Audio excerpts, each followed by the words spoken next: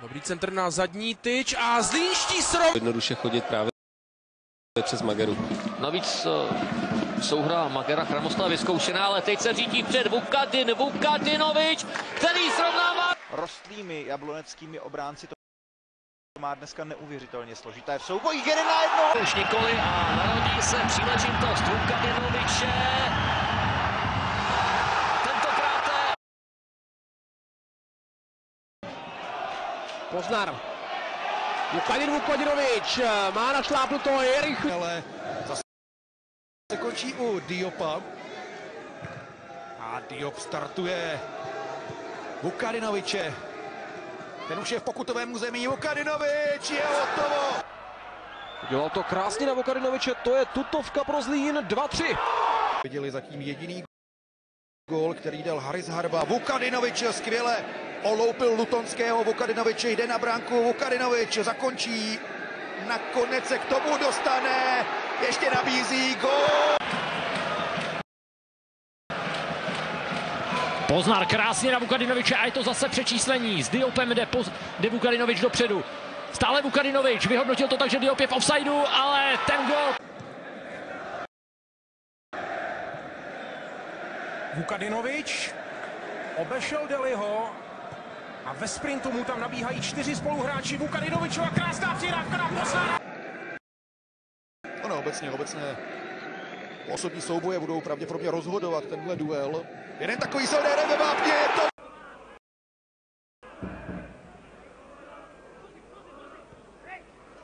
Vukadinovič musí ale počkat, nemá na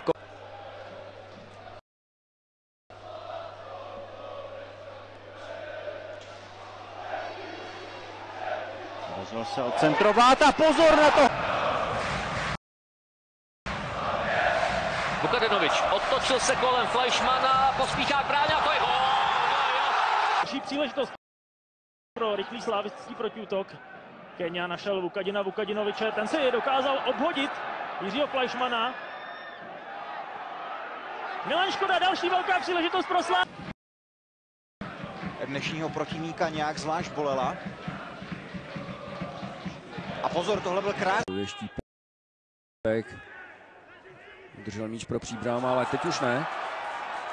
Teď nabídl vele šanci a Zlínským, kteří míří 2 na 1 obránce. Teď už je to poněkud zbržděno, ale ta střela byla... Více hráčů, kteří se pohybují v její blízkosti. Tohle je ovšem Vukadinovič, jeho rána, skvělý Pavlenka. Dlouho. I tak ale bude Zlín hrát nejvyšší ligu i v příští sezóně. Výborná střela. Tam se šponovalo do vzduchu několik zlínských hráčů. Ještě krásná.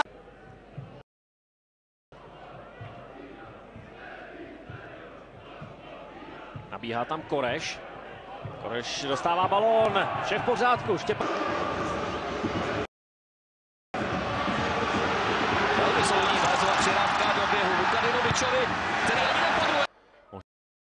Možný sestup. Uvidíme, jak se bude dále dařit Hradci a Českým Budějovicím. Vukadinovič je u míče dřív. Přehrál Nováka. Vukadinovič. V závěru znovu Jiří Fleischmann, dlouholetý hráč Liberce. První výrazná příležitost pro Slavii, obrovská možnost. Vukadinovič na druhé straně. A dokázal se prosadit proti početní. Zatím zlínskou výškou, tak uvidíme. Vukadinovič a jeho další hráči ve žluto-modrých barvách a Vukadinovič už svým typickým způsobem zakládá break a také si nabíhá na skvělou předfinální přihrávku. Má tam Diopa i Traoreho, Diop!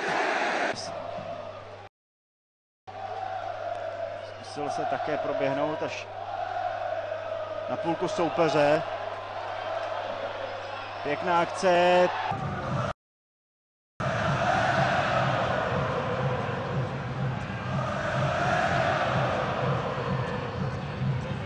Střelec branky se přesunul na levou stranu, nacentroval na Škodu, který...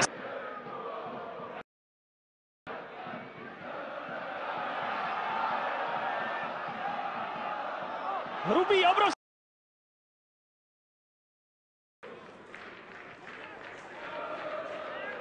Vukadinovič. Havel.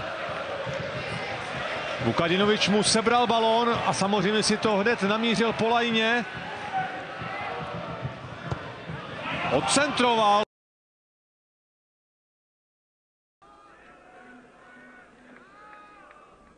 Hosté teď práskli do koní, znovu centr.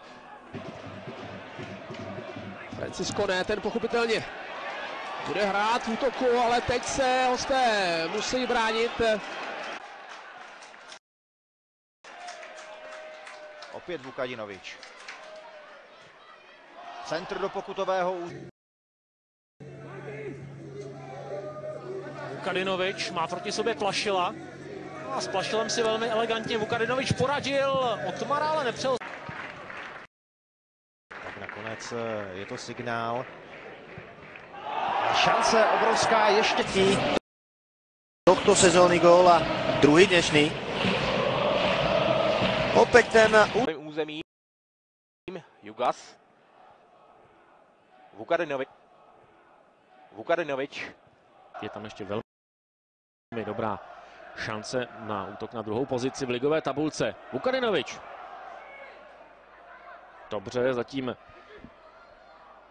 školí Beneše, ale znovu bohužel se dostal do pozice, kde neměl.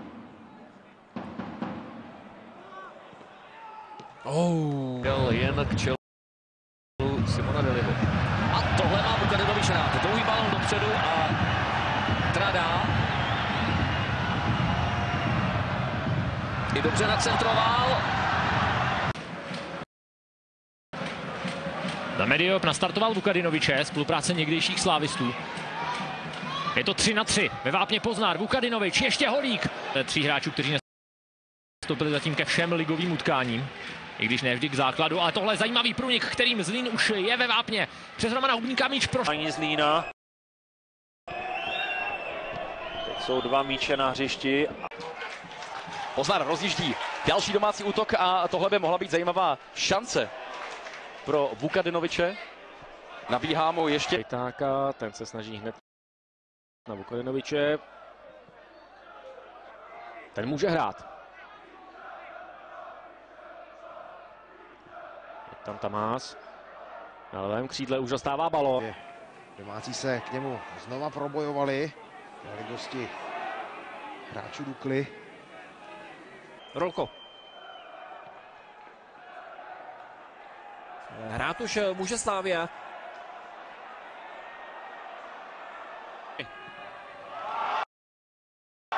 a teď založil Josef Hnaníček velmi sympatický útok. Tak tohle vypadá pro Zlín velmi zajímavě, co bude. Kosta v úvodu zápasu velice často podporuje ofenzivní akce Sparty, ale teď propadl a zlínští spěchají s rychlým kontrem. Konečtí cítili trochu slabinu, ovšem je tady možnost pro fotbalisty Zlína, situace zatím 4-3, ale už se tam vrací další 2 jablonečtí fotbalisté. To stále nevypadá vůbec špatně, korekt. Přihrávkový pokus, který nakonec ale nedoputoval úplně přesně tam, kam měl, a to znamená, že právě teď se může Vukadinovič řídit dál, takže se řídí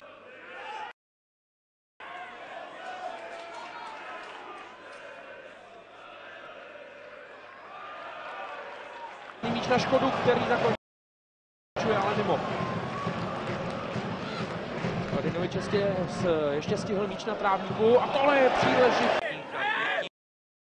Gól, všechny trefy v podzimní části.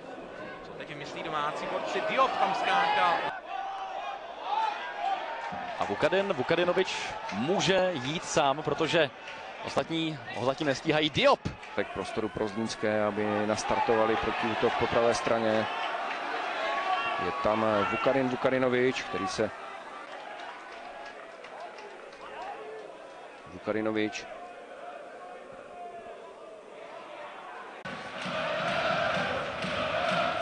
Vukadinovič vyzval na souboj Řezníka a dokázal centrovat.